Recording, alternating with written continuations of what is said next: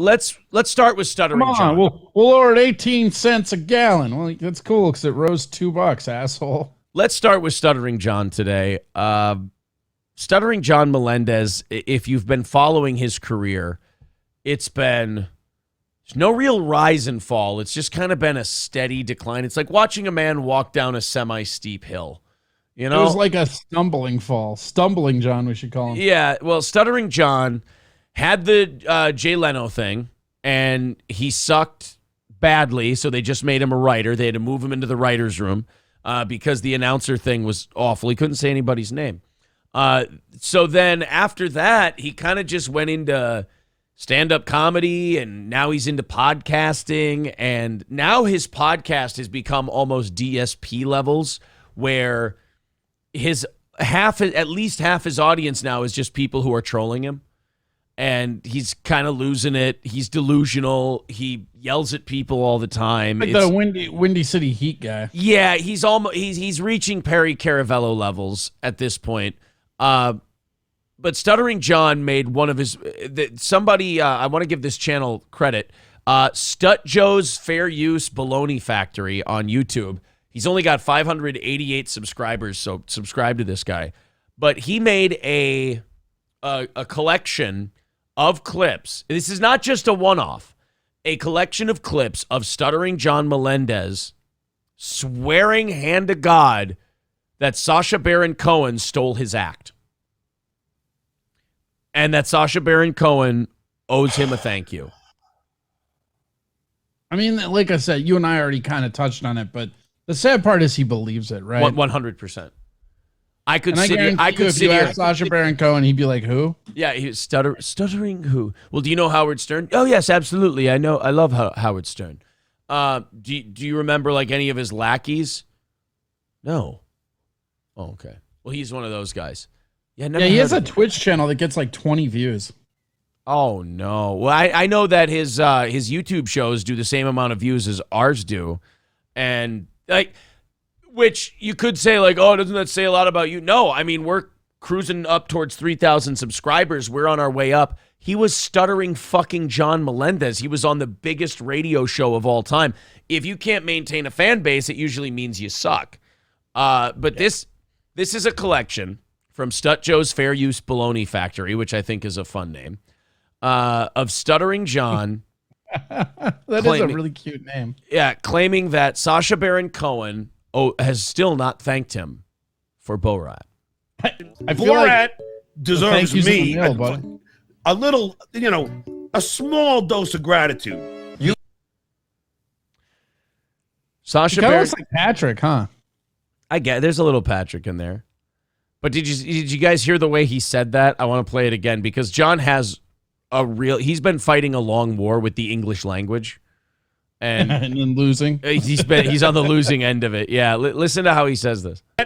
Deserves me hold on. Borat deserves me a little, a small dose of gratitude.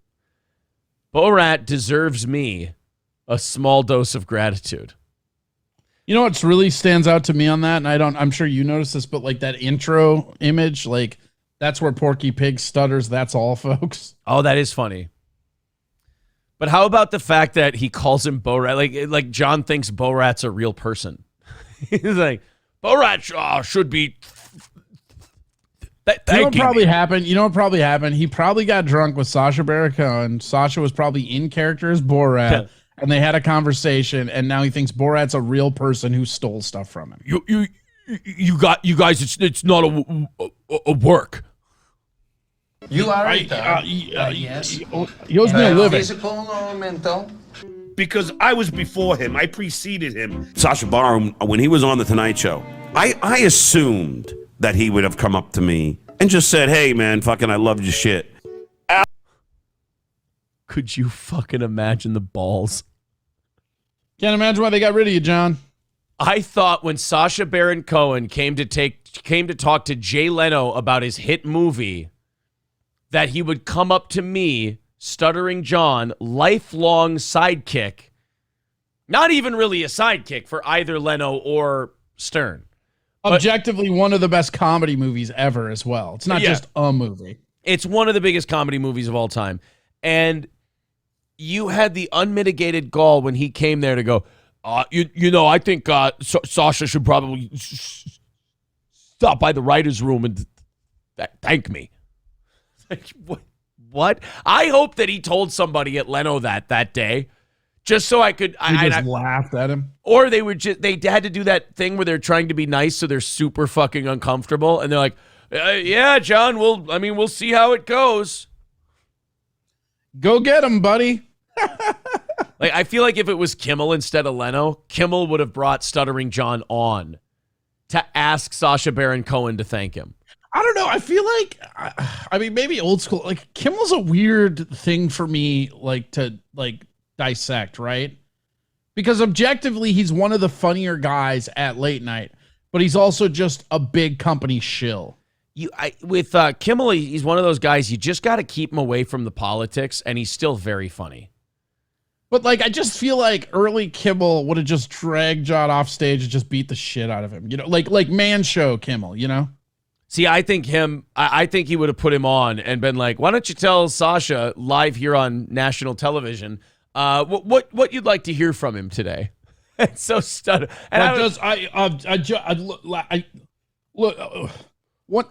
one time I watched a show on Brussels and he owes me everything. Sacha, I wish Borat was here so I could tell you that he owes me a thank you.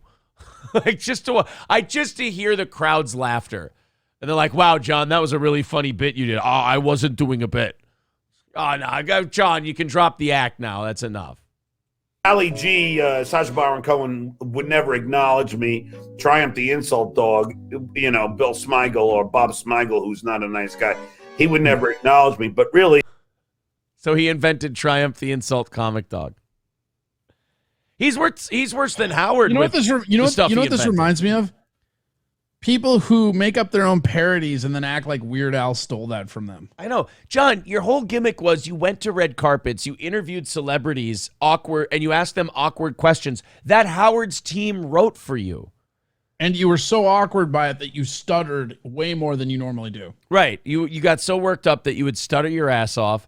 And that's Borat how? That's Triumph the Insult Comic Dog. You see, John, Triumph the Insult Comic Dog and Borat would do the man on the street interview type of things with people, but they'd also say and write funny things and have a direction and a concept for it that made it very funny.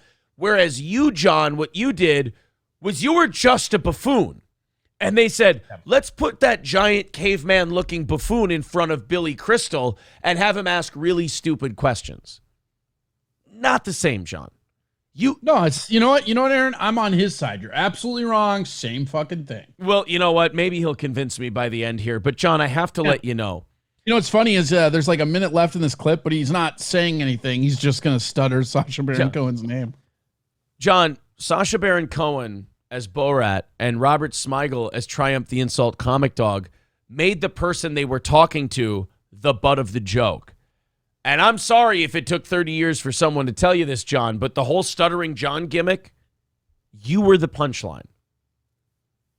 I'm sorry if this is news to you. You were the punchline, John. That's where Sacha Baron Cohen doesn't owe you an apology. They're doing my act. That's me laughing. And I did a comedy bit. Just like Triumph the Insult comedy comic dog, and you weren't that far off on how much stuttering this was going to be in the last 30 seconds. I mean, I was a Howard Stern fan. The only thing I'll ever really love Stuttering John for was he was the only guy that Dr. Remulak would talk to. G, stole my act. And anyway, granted, it was Howard's What act, dude?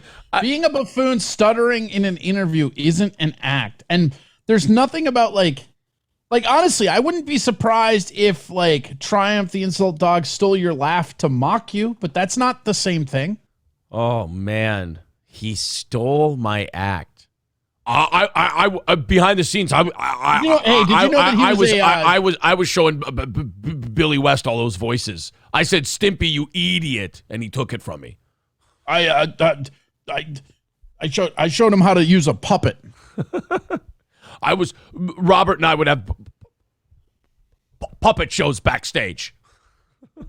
I would come into Howard under different characters. Like one day I was stumbling Jim, then the other day I was Jolly A. Like Sacha Baron Cohen, he stole all those from me. I was in the green. I'm pretty sure he just based Bruno off me because I'm gay. I was hanging out in the green room with Jeff Daniels, and I said, "Hey, it's like you and I are like Dumb and Dumber." Like Stuttering John turns out to be like the Forrest Gump of comedy, where he's just there for all the big moments. Don't get me started on Jeff Goldblum. That guy robbed me blind too. I told Ben Stiller, I said we should do a mock war movie and call it Tropic Thunder. I'm actually really mad because Jerry Stiller's actually my dad. Ben stole that from me. I told Mike Myers, I said, you should probably make that Wayne's World sketch a movie. And then he cut me out of it, and Dana Carvey robbed me blind for Garth. Yeah, they never thanked me. I once asked Dana Carvey if I was turtly enough for the Turtle Club. One time I told Ed O'Neill how to talk to the camera. He did thank me though. He's a nice guy. I told him he hates everybody but Ed O'Neill. I told Ed O'Neill, I said, stay away from that Dragnet remake. He didn't listen. Fuck, John. Jesus. All right, he's got 20 seconds left to explain how many. Okay, what's his words per 20 minutes? How many words are we getting in that 20 seconds? I don't know. He's pretty fired up in these clips. We might only get 15 or 16. The more fired up he gets, the lower his words per minute go, as we know. I will say this, as much of a fucking dingbat doofus as he is, it does feel kind of nice and nostalgic to see him again. He's not doing well, though. There's a show called Who Are These Podcasts, and I want to get Carl on the show sometime. And they cover John, like they spite cover him because John sued them for playing his clips on their YouTube channel. Like they're going through a lawsuit with Stuttering John right now, and they just hammer the shit out of him. Apparently he's like his comic. We did a video recently. His comedy gigs are getting canceled because nobody's going, and then he's trying to pretend it's because trolls are, attacking the comedy clubs, and he's in the denial phase of his downward trajectory. We've all been there. I mean, it says he's worth $5 million. I mean, he should be able to quit. I mean, save himself the embarrassment. But I've always been asking questions since I'm 10 years old. Asking questions since I'm 10 years old. Yeah, and I do have a very famous actor that is willing to invest in me going on the red carpets again. Please, people, subscribe to my buddy. And then the guy puts his channel thing on there. All right, so there you go, guys. Stuttering John thinks that Sacha Baron Cohen owes him a thank you. And surprise, surprise, he has not gotten that thank you. I feel like the check's in the mail, and he's going to get it any day. Oh, yeah. You know what? Maybe Sacha Baron Cohen saw that video, and he goes, oh, you know what? Shit, I forgot that thank you I've been holding on to. Listen, do me a favor. Could you send Stuttering John a ham? And John would be like, I honestly, I was just waiting for, I was just waiting for a thank you, and he sent me a ham. This is why I'm a great negotiator. Son of a bitch sent me a ham on Lent. I hate him. PO9 Balla says, does he know that no one in the UK really knew who Stern or any of them were until Private Parts came out? You're asking if John had a moment of clarity where he understood that he wasn't responsible for Borat? No. I'm going to go with no. No, he never thought of that for a second. First of all, you're asking the question, did Stuttering John think? Stop? No. No, he did not. Like that Bill Hicks. No. Piece of shit. Joe Berger says, Joe Berger nails it. He says, this talentless dude would be retiring from the New York City sanitation department right now if Howard didn't find him. 100%. Yeah. Well, and the funny part, again, I feel like the audience doesn't know him as well as we do as Stern fans. I mean, I'm sure there's a lot of Stern fans in the chat as well, but one of the things about him that's so funny is that him saying that they stole his act, like he was doing man on the carpet interviews. Spoiler alert, he didn't invent that. Like, awkward interviews on the red carpet have existed for a long time. The man on the street bit is one of the oldest bits in television. It's a vaudeville thing. They used to, the like man on the street, from what I know, and I guess I could be wrong, but I love to study comedy tropes, right? Man on the street it's original, and again, this might not be accurate, but this is what I've seen credited, right? Yeah. Is that in the old vaudeville days, they used to have one or two people from the vaudeville cast go out and interact with the crowd while they were waiting in line to get in with the show. And that's where like man on the street kind of evolved from. Cody, but that being said, like you didn't you didn't invent it, John. And even if you did, that's not the same as stealing your act. Like to act like, oh, because you awkwardly interviewed somebody, Borat interviewing somebody is stealing your act is one, not understanding what Borat is at all. Right. And two, it's just so it's not even maddening. It's so Stuttering John. Yeah. So in other words, you're saying this is a long way of you saying John's right. No. You know what? As contrarian as I like to be, Aaron, I will never say that. Joe Berger says he would do ambush interviews on celebrities and butcher them with his stuttering. That's his whole bit was he fucked up.